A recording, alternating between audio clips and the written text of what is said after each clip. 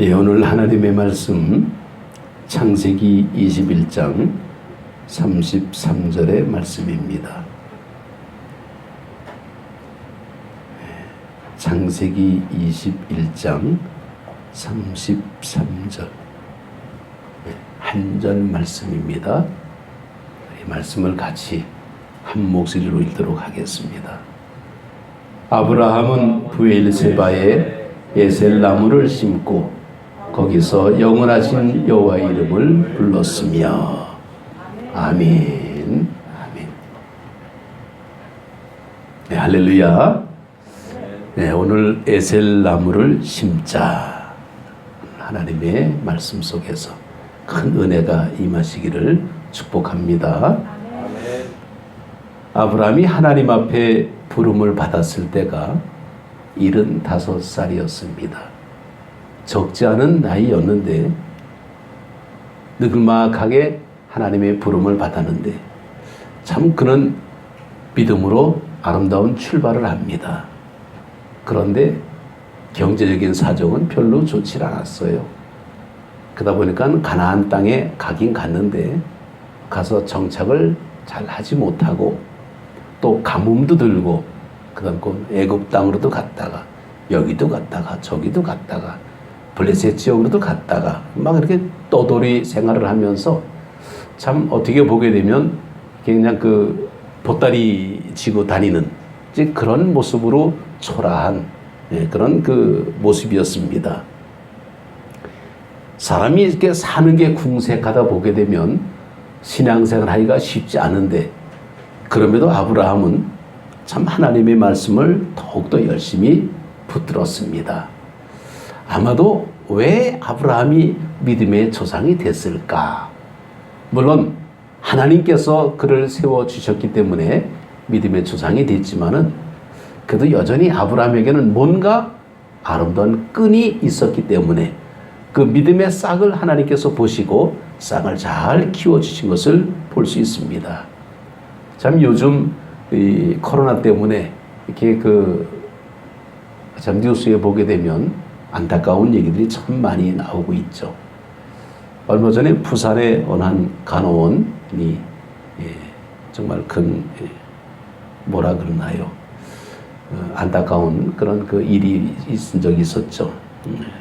너무 힘드니까 경무에 시달리다가 좀 그렇게 된 일인데 참 자기들끼리도 아마 많은 얘기들이 있었고 진정을 막 하고 그럼에도 불구하고 요즘 시국이 너무나 힘들다 보니까 이 간호원들이나 의료 봉사자들 또 여러 공무원들 이 무더위 속에서 그 방호복 입고 일한다는 게 얼마나 힘듭니까? 정말 그런 일들이 참 많습니다. 그러다 보니까 이들이 너무 힘들어서 이 보건의료 노동자들이 실태 조사를 한 이 결과를 보면 전체 응답자의 68%가 이직에 대한 고려를 했다. 그만두고 싶다. 이런 얘기예요. 간호원 안 하겠다. 뭐지 그런 내용이 나타났다 그럽니다. 정말 구체적으로 생각해 본 사람도 있었고 또 가끔 생각 본 사람도 있었지만은 참 그들의 이제 근무 조건이나 뭐 노동 뭐 이런 것들이 굉장히 그들에게 힘들게 지금 작용하고 있다. 옛날에는 덕분에 뭐 이래가지고 정말 큰 위로가 많이 있었지만은 지금은 너무 시간이 오래 가다 보니까 지칠 대로 지쳐버리고 말았죠. 뭐 그들만 지칩니까? 우리도 다 지치죠 뭐. 정말 애꿎은 교회만 예배드리지 못하게 그냥 문 닫는다고 치고 뭐 비대면이다 뭐 이 수도권 쪽은 지금 난리 났어요. 어쩌다가 이제 그 위에 목사님들하고 이제 통화하면 참 늘 걱정이 그겁니다. 자꾸 이렇게 교회 문을 이렇게 닫게 만들고 그러다 보니까 예배가 자꾸만 훼손되고 있다. 아무리 비대면으로 예배 드린다 그래도 집에서 드리는 예배가 오죽하겠느냐라는 거죠. 그래서 심지어는 어떤 분은 그럽니다. 집에서 예배 드릴 때도 정장하고 드리시오 막 그러는데 이게 말이 쉽지 그렇게 되겠습니까? 좀 어려운 그런 일들이 참 많습니다. 근데 이 악한 마귀는 이 힘듦 속에서 하나님을 찾아가지 못하도록 늘 아주 철저하게 방해를 합니다. 아주 너무나 교활하다 보니까 정말 그래서 힘이 들면 교회를 찾아와야 되는데 교회를 찾는 게 아니고 아프면 병원을 갑니다.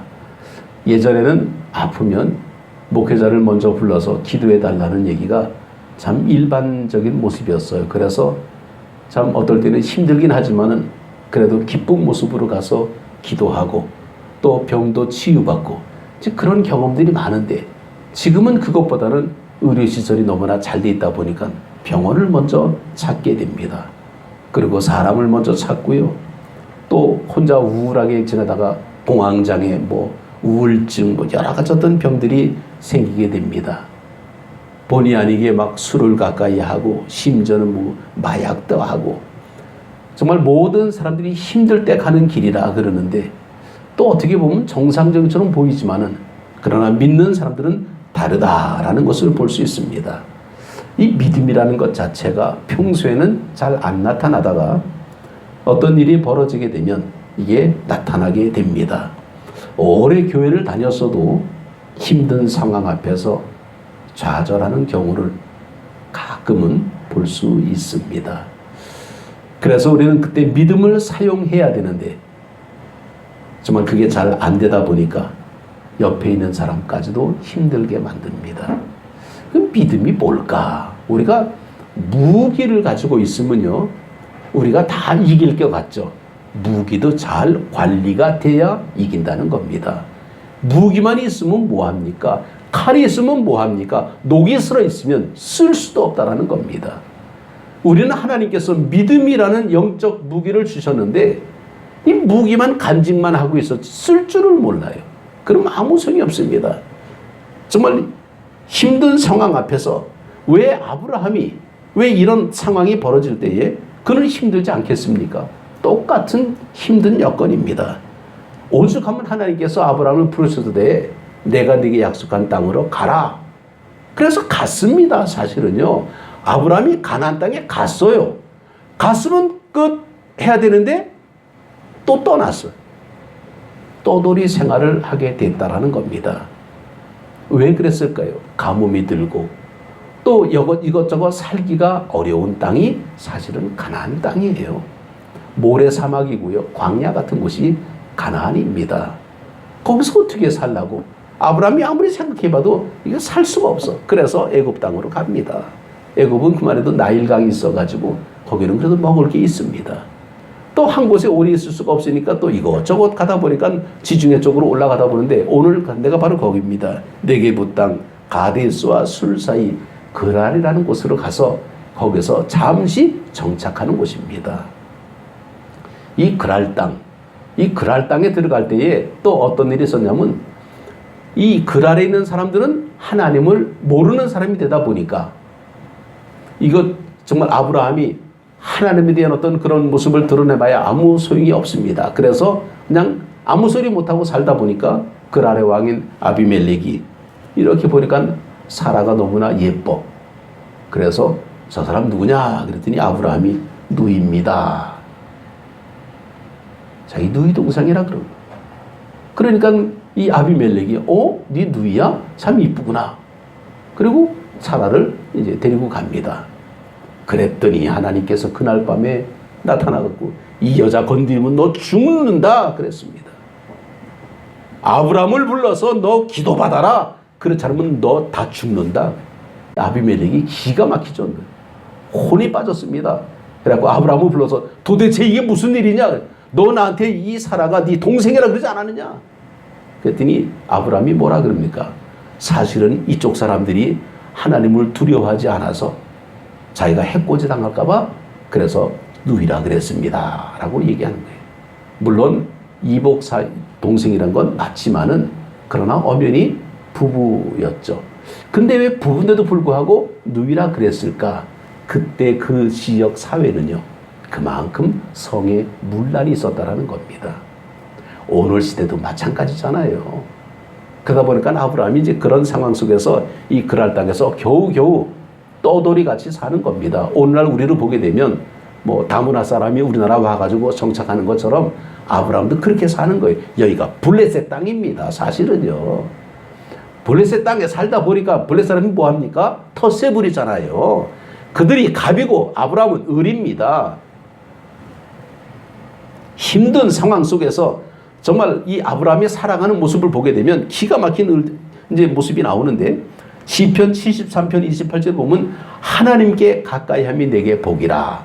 시편 기자가 이렇게 고백을 합니다. 하나님께 가까이 함이 내게 복이라. 이건 내가 하나님을 가까이 했더니 환난이 사라지는 것이 아니라 환난을 이길 힘을 주신다라는 겁니다. 하나님을 가까이 하면 환난이 없어지는 게 아니에요. 환난은 있는데 그것을 극복할 힘을 주시는다는, 이게 복이라는 겁니다. 내가 믿음을 정말 보일 때에 기적을 보여주시는 거지, 정말 하나님께서 기적을 보여주면서 믿으라 그러진 않았습니다. 아마 하나님께서 기적을 먼저 보여주셔서 믿으라 그러면 다 믿으라 그러겠죠. 아니에요. 믿음을 가지고 우리가 나가니까 기적이 나타나는 겁니다. 뭔가 순서가 있다라는 거예요.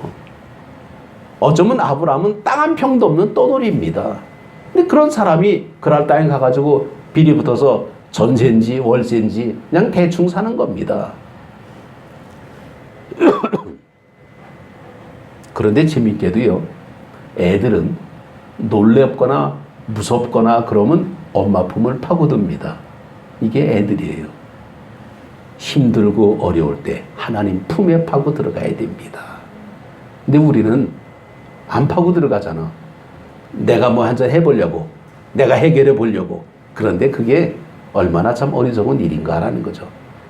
빨리 하나님 앞에 손들고 하나님 도와주십시오라고 하나님 품에 안겨야 해결이 됩니다. 아브라함은요, 요 비결을 알았어요. 그래서 그는 하나님 품에 의지하는 겁니다. 하나님을 절대 신뢰하는 아브라함의 모습을 우리가 볼 수 있습니다. 어느 날 사실은 우물을 파는데, 이게 사실은 그랄 땅이 되니까 이방 지역이죠. 그러니 그 지역 사람들이 우물 파게 놔둡니까? 한번 파봐라. 왜냐면 그 당시 사막 지역 같은 건요, 물이 굉장히 귀해. 요즘처럼 무슨 뭐 지하수 이렇게 파는 사람들 보게 되면 뭐 수맥 잡는다 그래가지고 뭐 기계 이용해서 물질을 탁 잡지만은, 이 아브라함이 살던 시대에 어떻게 어디가 땅속에 물이 있는지 어떻게 압니까? 몰라요. 그냥 파다 보는 거예요. 파다 보니까 물이 나오나 안 나오죠. 그러니까 이 그랄 사람들이 팔짱 끼고 웃습니다. 거봐라, 네가 무슨 뭐 별 수 있냐? 근데 보니까 어느 날 물이 나와요. 이야, 아브라함이 기가 막힐 노릇이죠. 이야, 이제 됐다, 우리가 살겠다 그랬더니 그쪽 사람들이 텃세 부리죠. 까불지 마. 물 나와? 이거 내 거야. 수고했어. 딴 데가.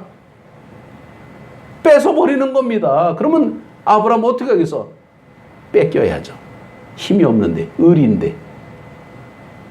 그래서 우물을 파도 뺏기고, 그러면 아브라함 또 가가지고 죽어라 하고 여기저기 땅을 막 파대는 거예요. 그냥 파다가 우물이 또 나와. 이거 살만하다 그러면 웬걸? 그럴 사람들이 또 뺏어버립니다. 참 억울하고 속상하고 분통이 나겠죠. 죽어라 하고 땅 파가지고 겨우 물 하나 이제 발견하니까 그걸 또 뺏기고. 그러면 어떡합니까? 우리 같으면 에이, 여기 못 살겠다 그러고 보따리 싸고 갈 텐데, 아브라함은 거기서 하나님 품에 매달렸다는 겁니다. 하나님 살려주십시오.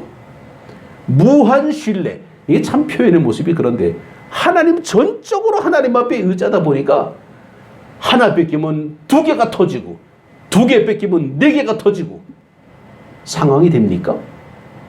이 상황 속에서 놀란 거는 그랄 사람들이에요. 그 억지로 어떻게 우물을 발견해가지고 파면 그냥 기회는 있다다 그러고 뺏어버리면 또 팝니다. 이번에는 여기저기서 물이 막 나와. 아브라함이 팠다면 물이 나오는 거예요. 그러니까 어떻게 나중에는 못 뺏는 거죠. 뭐 어느 정도 뺏는 것도 어느 정도지. 나중에는 에이, 그냥 뭐 할 수 없지 뭐. 내가 먹고 살아라. 너도 먹고 살아야지. 그런데 웬걸 먹고 사는 정도라 먹고 부자가 되는 거예요. 이게 그럴 사람들이 배가 아픈 겁니다.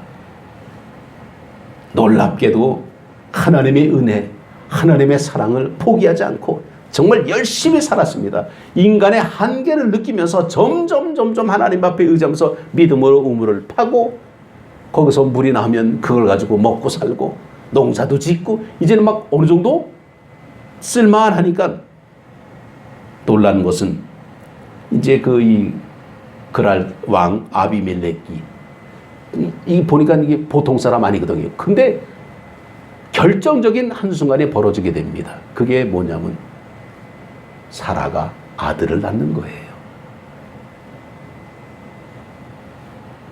아니 할머니가 아이를 낳아? 세상에 말도 안 되는 기적의 모습을 통해서 아비멜렉이 자기 군대 장관 비고를 데리고 야, 저 아브람 찾아가자. 도대체 아브람은 별거 아닌 것 같은데 아브람이 의지하는 하나님은 어마어마한 분이구나. 왜? 사라 잘못 건드리려고 하다가 죽을 뻔했거든요. 그 아비멜렉은 알고 있습니다. 아브람은 보통 사람 아니구나라는 것을. 그래서 아주 유심히 지켜보고 있었는데 그는 우물도 기가 막히게 파고 막 그냥 농사도 잘 짓고 결정적으로 아이까지 나오고 있습니다. 아브람이 100세에 거기서 이삭이 나오는 거예요, 사실은. 그래서 창세기 21장 22절에서 23절에 보게 되면 이런 말씀이 나옵니다.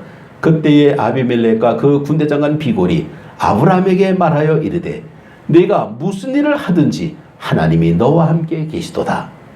그런즉 너는 나와 내 아들과 내 손자에게 거짓되이 행하지 아니하기를 이제 여기서 하나님을 가리켜 내게 맹세하라.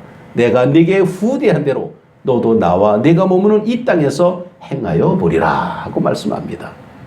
이게 무슨 말씀인가 하게 되면 이 아비멜렉이 정말 그 사라를 데리고 왔다가 죽을 뻔했던 그런 경험을 가지고 있는데 아브라함이 그냥 거기서 잘 정착해가지고 농사까지 지면서 아이까지 나니까 이건 아브라함이 믿는 하나님은 보통 하나님이 아니구나. 정말 네가 무슨 일을 하든지 하나님이 너와 함께 계시다. 이게 누구 말입니까? 아브라함의 얘기가 아니에요. 아비멜렉, 그랄 왕이 하는 얘기입니다. 그래서 정말 그 전에는 이 그랄 사람들이 갑질을 하면서 우물을 뺏었지만은 이제는 어쩔 수 없이 아브라함을 도와주는 하나님이 두렵기 때문에 오히려 아브라함하고 같이 정말 동맹을 맺고 이제 뭐라 그러나요? 이제 화친 조약을 맺어서 같이 잘 살자. 이제 그런 내용의 모습이 나옵니다. 그런데요, 여기서 기가 막힌 일이 벌어지게 됩니다. 아브라함이 그랄 왕한테 이렇게 얘기합니다. 너 똑바로 해. 제가 하는 얘기 같죠? 그런 스타일로 했다라는 거예요. 그러면서 왜 내 우물은 다 뺏어갔어? 이제 전세가 역전됐습니다. 아브라함이 아비멜렉에 딱 보니까 아비멜렉이 꼬리를 딱 내리고 있거든. 때는 이때다. 그러고 아비멜렉이 큰 소리 치는 거예요. 너 왜 내 우물 다 뺏어갔어? 그랬더니 아비멜렉이 꼬리를 내리면서 내가 언제 뺏어갔어? 내가 모르겠는데 난 몰라. 오리발 내밀고 있는 거예요. 그날 당신 나라 사람들이 내 우물 여러 개 뺏어갔다고. 그랬더니 뺏어갔으면 돌려줄게. 그리고 다 돌려주는 겁니다. 그리고는 거기서 우물 돌려줄 테니까 나하고 약속하자. 그러면서 이제 너는 나한테 해코지하지 말고 나는 너를 해코지하지 않을 테니까 우리 같이 잘 살아보자. 그리고 화친을 맺는 그곳이 브엘세바입니다.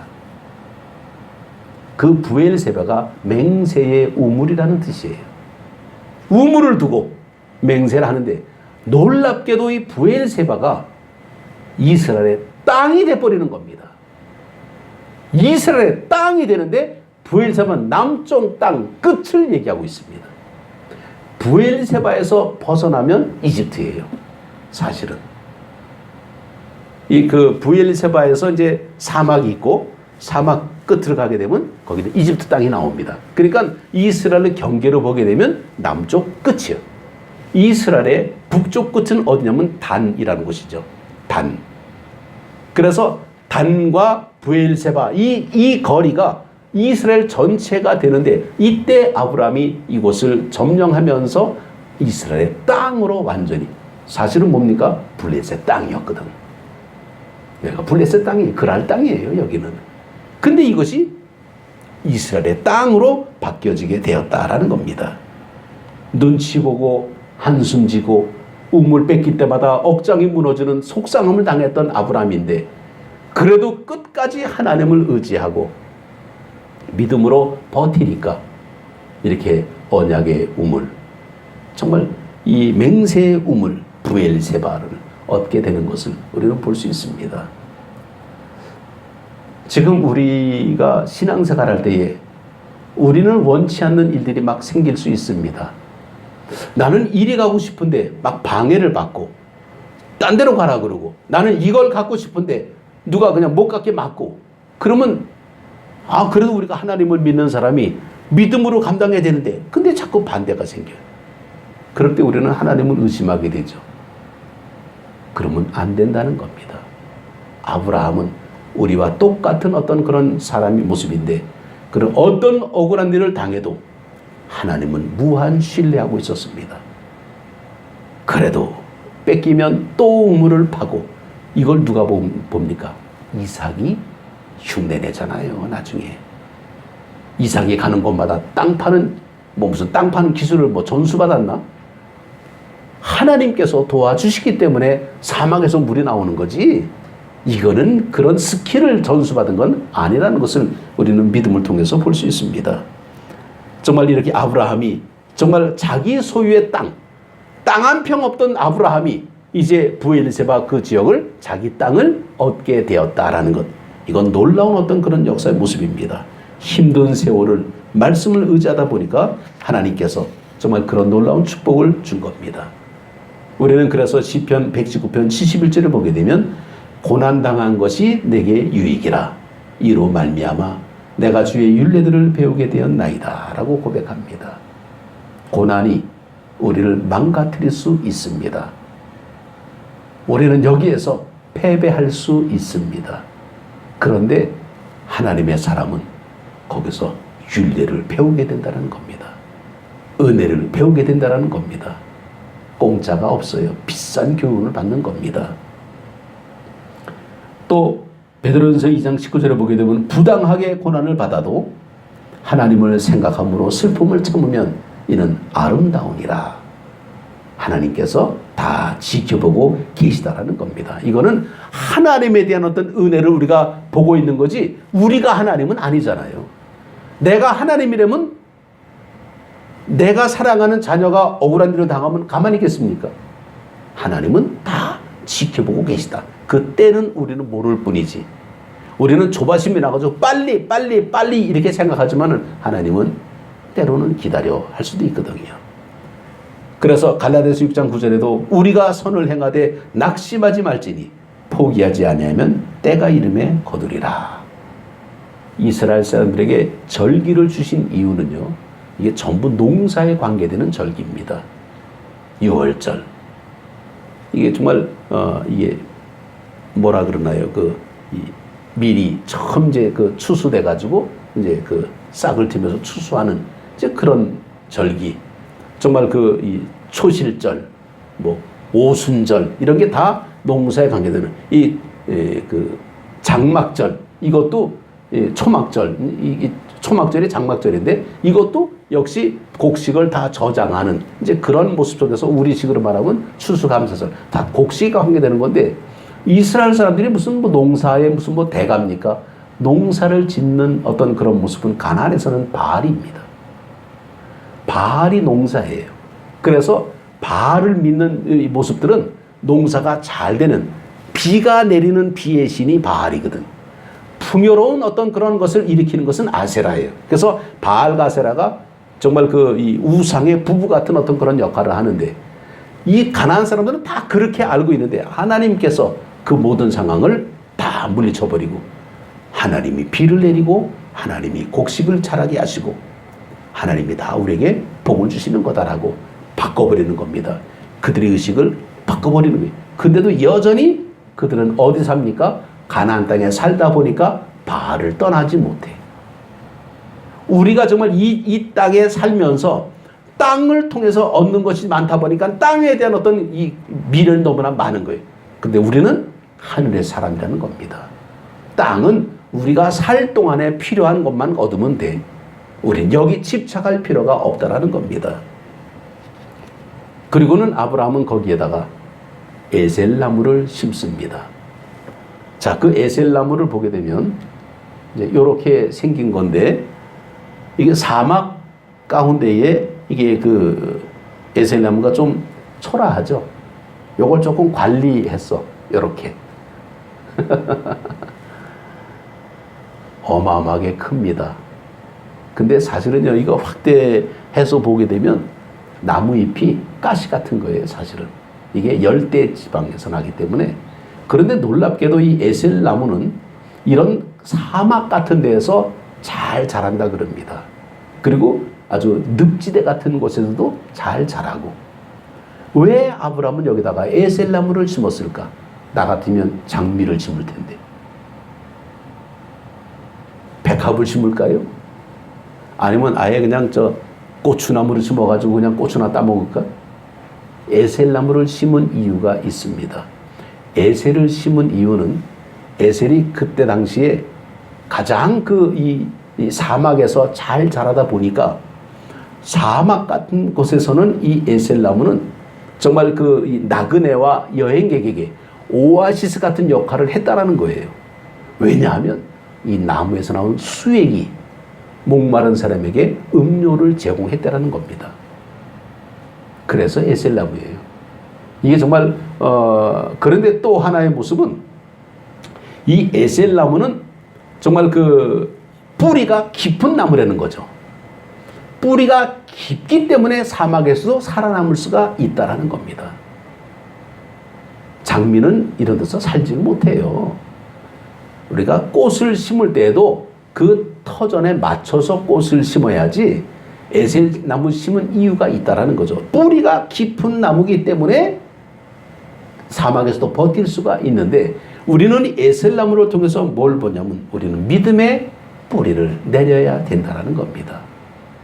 믿음의 뿌리를 내릴 때에 우리는 우리의 믿음이라는 이 무기가 우리에게 큰 어떤 그런 용기를 주고 힘을 줍니다. 돈이 나쁜 것은 아닌데 돈을 잘 사용하면 많은 사람에게 존경을 받습니다. 그런데 돈을 잘못 사용하게 되면 욕을 먹고 흉을 잡히게 되죠. 사람이 돈을 갖고 있으면요, 든든하다 그럽니다. 왜? 돈은 능치 못함이 없거든. 그래서 만몬입니다. 돈만 있으면 다 해결되는 거예요. 그런데 문제는 그걸 가지고 잘 써야 된다라는 거예요. 감리교 창시자 존 웨슬리도 그런 말씀을 했습니다. 열심히 할 수 있으면 열심히 돈 벌어라. 그리고 열심히 벌어서 잘 저축해라. 그리고는 그걸 잘 써라. 어디다 쓰는 건지 잘 쓰는 건지 사람마다 다를 수도 있겠지만은, 어쨌건 우리는 이 에셀나무가 이 믿음의 뿌리가 깊어야 되는데, 우리는 믿음의 뿌리를 어디다 내려야 될까 하면 교회에다 내려야 된다는 거예요. 이 터전은, 믿음의 뿌리는 교회입니다. 어디다가 믿음의 뿌리 내리겠어요? 가정에다가 믿음의 뿌리 내립니까? 그러면 가정이 교회입니까? 가정에서 가정 예배 드리는 거 소중합니다. 너무나 귀합니다. 그러나 가정 예배보다는 교회 예배가 더 우선시 돼야 되죠. 주님께서 핏값으로 세우신 교회이기 때문이죠. 그래서 우리는 이 텃밭에 심을 때에도 우리는 정말 옥토 같은 곳에 이렇게 심어야지 잘 자라지, 돌밭이나 가시덤불에 심어봐야 자라다가 다 말라 죽습니다. 에셀나무는 바로 믿음의 뿌리고, 믿음의 뿌리는 교회의 뿌리가 내려야 됩니다. 그러면 교회에 어려운 일이 있고 힘든 일이 있을지라도 왜? 없을 수 없습니다. 믿음의 사람은 감당할 수 있는 힘이 있고 이길 수 있는 능력이 있습니다. 그러나 그렇지 못한 사람은 뿌리가 얕으면 쉽게 넘어가고 말죠. 교회를 떠도는 사람들이 요즘 많이 있다 그래요. 가나안 사람들. 가나안을 거꾸로 하면 뭡니까? 안 나가가 되는 거예요. 가나안 성도라는 얘기가 아주 흔치 않게 막 나옵니다. 안 나가. 교회는 안 나가. 근데 말로는 기독교인이래. 그리고 자기가 혼자 예배드려. 참 하나님이 기뻐하실까? 내가 봐도 깝깝할 거예요. 이 가나안 이 교인들은 뿌리가 없기 때문에 그래요. 근데 그런 사람들은 특징이 뭐냐면 이미 기존의 큰 교회를 찾아가요. 절대로 잘못된 건 아닙니다. 그러나 뿌리가 없어. 그러니까 쉬 옮겨 다녀. 옮겨 다닐수록 횟수가 많을수록 믿음은 점점 약해집니다. 어느 교회를 가든 교회가 작든 크든 그게 문제가 아니에요. 믿음 뿌리가 얼마나 내리고 있느냐에 따라서 저 야생에서도 피는 야생화들은요 큰 꽃이 별로 없더라고요. 다 작아. 향이 근데 기가 막혀요. 온실에서 크는 나무들은요 나무들은 큽니다. 근데 향이 별로요. 거친 환경을 못 겪어봐서 그래요. 온실 속에서만 보호를 받기 때문에 거기서는 잘 자랄 수 있는데 향은 약하다 그래요. 근데 야생에서 자라는 거는 조금해. 너무 비바람이 세기 때문에. 근데 향은 기가 막히게. 이거 독종들이잖아요. 이게 믿음 뿌리입니다. 사막이라는 이 험한 곳에서 나무가 자랄 수 있다는 건요, 이건 기적입니다. 근데 왜 그런가 봤더니 이 에셀나무 뿌리가 어마어마하게 깊다라는 거예요. 우리는 시냇가에 심은 나무라는 아까 우리가 찬양을 불렀죠. 시냇가에 심은 나무들은 시절을 쫓아 과실을 맺는데 얼마나 좋습니까? 왜? 저수지 옆에 있는 그런 나무니까. 근데 우리는 그런 나무를 우리는 원합니다. 그러나 이스라엘에서는요, 저수지 옆에 나무 아닙니다. 사막 옆에 있는 나무들이에요. 아시겠습니까? 우리나라나 저수지가 많지 사막에 무슨 저수지가 있습니까? 인공 저수지를 만들어 놓은 거예요. 인위적으로 물탱크 만들어 놓은 겁니다. 파이프라인 설치해가지고 만들어 놓은 거예요. 그래서 거기서 스프링클러가 돌아가기 때문에 종려나무가 자라는 겁니다. 그러니 시냇가에 심은 나무, 우리는 찬양할 때에 우리는 저수지 옆에를 보는 것이 아니라 사막 옆에서 자란 나무를 생각하시기 바랍니다. 그게 진짜예요. 그래서 사막에서 나무가 자랄 때에 그 뿌리가 물길을 따라가야 돼. 그래서 물길을 따라가지 않으면 죽습니다. 그게 갈릴리예요. 갈릴리 쪽으로 파이프라인이 잘 연결돼가지고 물을 쫙 물탱크를 만들어서 그렇게 해가지고 그렇게 심은 나무들, 그게 시냇가에 심은 나무입니다. 하나님의 놀라운 역사는요, 우리가 상상을 초월합니다. 그래서 이 에셀나무에서 하나님 앞에 정말 영광을 돌리는데 사실은 에셀나무는 경계선이에요. 이게 옛날 이 아브라함 때 그 시대 사람들은 우리같이 담장 쳐놓고 펜스 쳐놓고 이런 게 없어. 측량 그런 게 없어요. 그래서 이게 자기 경계선이라 그랬습니다. 그래서 에셀나무를 경계석으로 많이 심어놨다 그럽니다. 그렇기 때문에 에셀나무를 통해서 보면 아, 이게 누구네 땅이구나 이런 것을 알 수 있는데, 이 아브라함이 에셀나무를 심은 이유 가운데 하나는 뭐냐면 하나님의 은혜를 기억하는 나무였다라는 거죠. 은혜를 기억하는 나무, 이게 에셀나무의 모습입니다. 그래서 그 에셀나무에서 정말 하나님의 은혜를 기억하면서 거기서 아브라함은 부엘세바에 에셀나무를 심고 거기서 영원하신 여호와 이름을 불렀으며 하고 말씀이 나오죠. 영원하신 하나님 이름을 불렀다. 하나님의 이름은 불렀다는 것은 예배를 드렸다라는 거예요. 사실은 아브라함은 거기서 예배를 드렸다는 겁니다. 그래서 예배는 하나님의 임재를 경험하게 되고 하나님의 은혜를 경험하게 됩니다. 그래서 예배를 소홀히 하게 되면 은혜를 상실하게 되고 힘이 없는 사람은요, 무기력해지게 됩니다. 예배를 제대로 드리지 못하면 신앙생활에 힘을 잃어버리게, 힘이 있어 보이는데 부딪히면 약해. 근데 힘이 없어 보이지만 예배를 드리면 강하게 됩니다. 왜? 내적 충만함이 있기 때문이죠. 사람을 겉을 보고 판단 못하잖아요. 그래서 예배에 충실할 때에 우리는 정말 신앙생활에 충성할 수가 있습니다. 미국의 그 사우스웨스턴 신학교에 조한 셀턴이라는 그런 분이 이런 얘기를 했습니다. 진정한 찬양은 예배가 되어야 된다라고 말씀합니다. 찬양이 예배가 되지 못하면 공연으로 전락한다라는 거죠. 그래서 우리는 예배 때 성령의 기름 부음이 있어야 되고 성령의 감동이 있어야 하나님 앞에 영광을 돌리게 됩니다. 예배를 통해서 하나님의 임재를 경험하지 못하면, 하나님이 함께 하시는 것을 경험하지 못하면 아브라함처럼 에셀나무를 심지를 못합니다. 아브라함은 에셀을 심은 이유는 하나님을 경험했기 때문에, 하나님을 무한 신뢰하다 보니까 우물을 팔 수가 있었고 땅을 얻을 수가 있었고 경계를 세울 수가 있었습니다. 우리도 애매히 고난을 받으면 속상하고 힘들고 어렵지만은 그럼에도 슬픔을 참고 하나님을 생각하면서 우리가 견뎌나가면 반드시 승리를 주실 것입니다. 하나님의 이름을 부르면서 하나님 앞에 영광 돌렸던 아브라함은 브엘리세바에 에셀나무를 심고 거기서 영원하신 여호와 이름을 불렀으며, 하나님 앞에 예배하는 이 아브라함처럼 우리도 좋은 예배자가 되는, 정말 그래서 우리도 에셀나무를 심는 우리 모두가 되시기를 주님 이름으로 축복합니다. 기도드리겠습니다.